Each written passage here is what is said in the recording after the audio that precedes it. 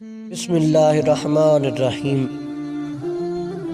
اللہ کے نام سے شروع جو بڑا مہربان نہایت رحم والا ہے۔ غربت انسان کو اپنے ہی شہر میں ایسا اجنبی بنا دیتی ہے کہ لوگ پہچاننے سے ہی انکار کر دیتے ہیں۔ اگر کوئی شخص اپنی ساری برائیوں پر قابو پانا چاہتا ہے تو وہ سچ بولنا شروع کر دے۔ ہر انسان کے پاس اچھے برے تمام الفاظ کا ذخیرہ ہوتا ہے،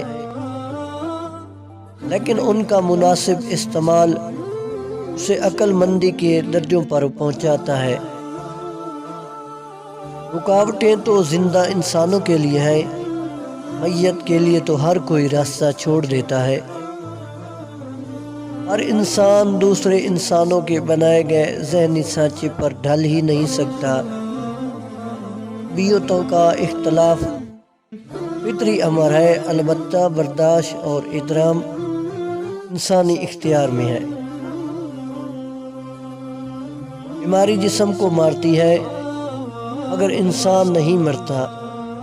مایوسی روح کو مار دیتی ہے اور انسان مردوں سے بھی بدتر زندگی گزارتا ہے۔ گھر کبھی تنگ نہیں ہوتے، دل تنگ ہو جاتے ہیں۔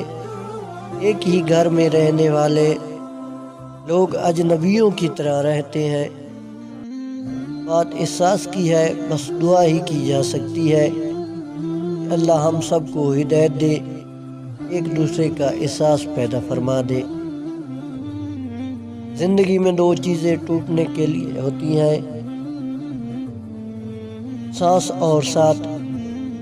سانس ٹوٹنے سے انسان ایک بار مرتا ہے، ساتھ ٹوٹنے سے بار بار مرتا ہے۔ بیٹیاں ماں باپ کے دکھ بانٹتی ہیں اور بیٹے ہمیشہ جائیداد بانٹتے ہیں۔ اپنی زندگی میں چار چیزوں کو کبھی مت توڑیے: بھروسہ، وعدہ، تعلق، دل، کیونکہ جب یہ ٹوٹتی ہیں تو کچھ آواز نہیں کرتی مگر درد بے تحاشا ہوتا ہے۔ یہ غلط ہے کہ وقت گزر جاتا ہے، وقت تو ٹھہرا رہتا ہے، ہم گزر جاتے ہیں۔ خواہش ایک ایسا ایندھن ہے جس کا کام جلانا ہے، اور یہ جب تک اپنے مالک کو جلا نہ دے کسی طور پر سرد نہیں ہوتا۔ لوگ ڈاکٹر کے کہنے پر حلال چھوڑ دیتے ہیں مگر اللہ کے کہنے پر حرام نہیں چھوڑتے۔ ایک عورت کی تربیت کا امتحان بہو بننے کے بعد اور اخلاق کا امتحان ساس بننے کے بعد ہوتا ہے۔